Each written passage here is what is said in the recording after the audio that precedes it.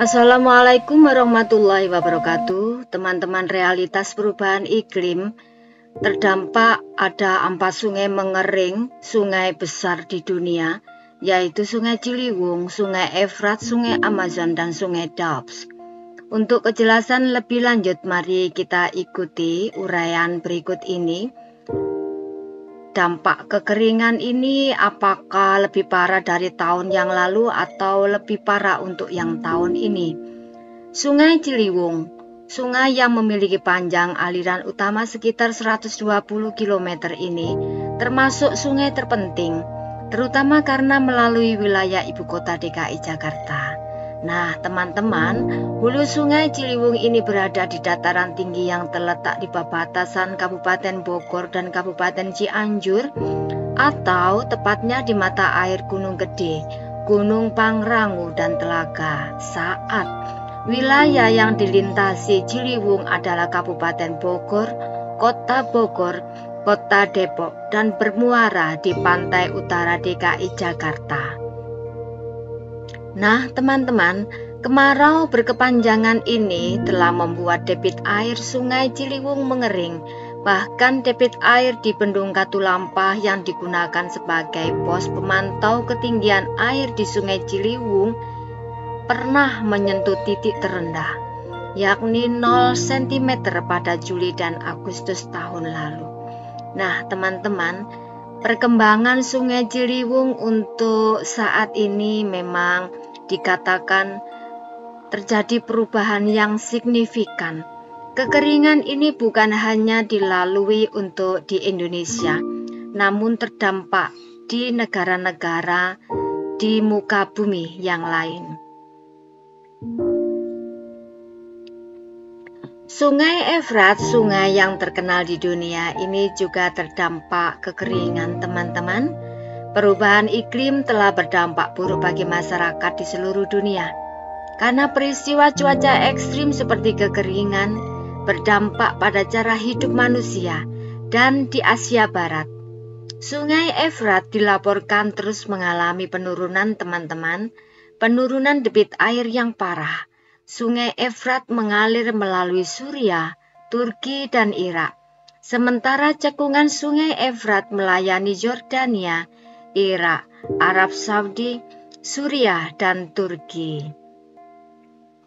Meskipun Sungai Efrat belum mengering sepenuhnya, teman-teman, Sungai Efrat berisiko mengering karena perubahan iklim seperti dilansir oleh JSIS.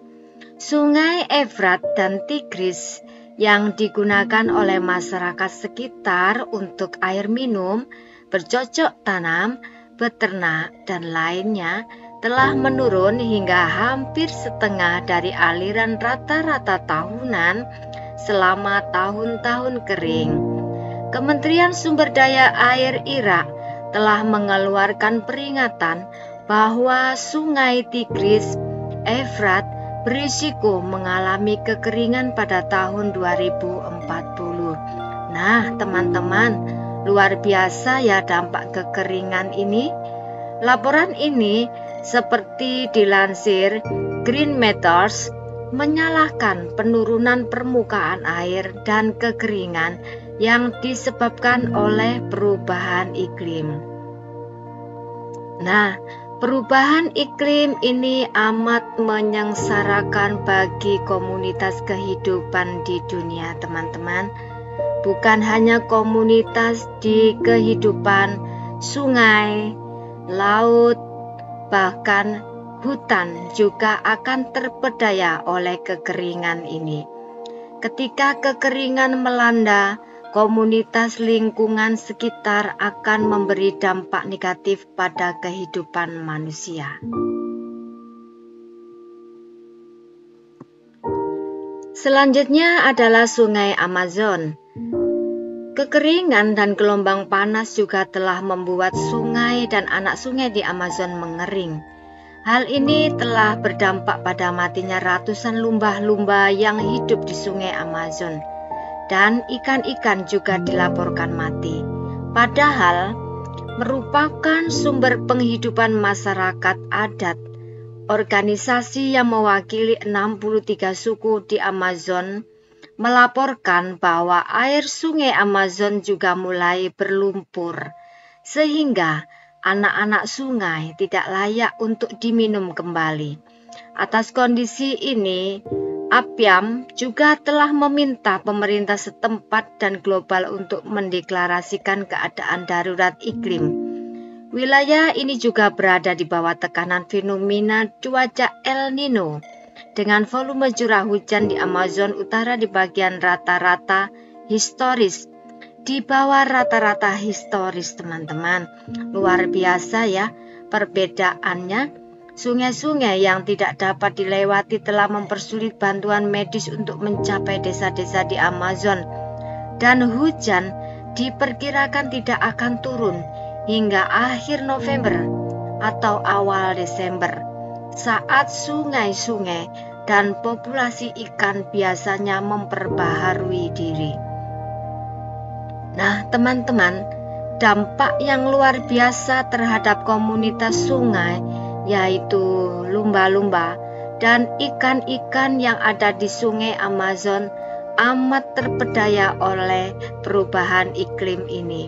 Kekeringan membuat gerak hidupnya menjadi punah. Kehidupan dan komunitas di area sungai tersebut, dan ini pun terdampak pada kehidupan komunitas manusia di sekitar sungai Amazon ataupun yang menggunakan sungai Amazon sebagai sarana transportasi dari daerah lain ke rumah tempat tinggal mereka.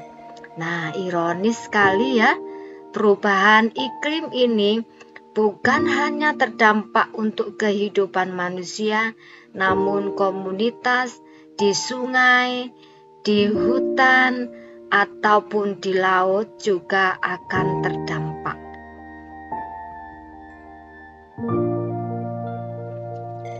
Yang terakhir adalah Sungai Doubs. Perairan Sungai Doubs yang dulu dalam berarus deras di Prancis Timur dan Swiss Barat telah menyusut menjadi hamparan kering yang dapat diseberangi oleh penduduk setempat tanpa harus membasahi kaki mereka. Nah, ironis sekali sungai ini, teman-teman ya, amat mengering hingga bisa dilalui oleh penduduk setempat. Tidak adanya curah hujan dan fitur geologi yang ada telah mengeringkan sungai sampai-sampai perahu serta dermaga bersandar di bebatuan kering yang dulunya berada di bawah air. Menurut salah satu warga, kekeringan seperti ini hampir tidak pernah terjadi selama masa hidupnya. Permukaan air telah turun 11 meter di bawah rata-rata di sisi Swiss. Seorang nelayan berjuang menuruni bebatuan untuk mencapai pantai. Batang-batang pohon yang tumbang yang sengaja dibiarkan untuk menjadi tempat berlindung ikan benar-benar kering. Meskipun sulit untuk mengaitkan peristiwa cuaca tertentu dengan perubahan iklim, para ilmuwan bersikeras bahwa pemanasan global yang disebabkan oleh manusia yang tidak bertanggung jawab atas cuaca ekstrim yang lebih sering dan akan lebih intens kejadiannya. Nah, teman-teman, semua apapun yang terjadi terkait dengan perubahan iklim ini takkan luput dari perbuatan manusia-manusia yang kurang bertanggung jawab. Perbuatan manusia tersebut berdampak pada lingkungan sekitar, lingkungan air maupun lingkungan daratan. Dan pada akhirnya, kalau cuaca ini dibiasakan dan terus berlanjut, maka secara tidak langsung akan terdampak pada kehidupan manusia. Karena manusia tidak bisa hidup berdiri di atas kaki sendiri tanpa ditopang dari kebersahabatan lingkungan sekitar, baik lingkungan komunitas air maupun lingkungan komunitas darat. Sungai, laut, dan pegunungan adalah satu kesatuan yang mampu menopang gerak hidup manusia. Maka ayo kita budayakan hidup ramah lingkungan dengan tidak mengotori dunia ini dengan perilaku-perilaku yang tidak bertanggung jawab, yang akhirnya menjadikan pemanasan global yang lebih serius berdampak pada perubahan iklim yang terjadi di dunia ini. Nah, teman-teman, mari kita bergandeng tangan untuk hidup dalam ramah lingkungan.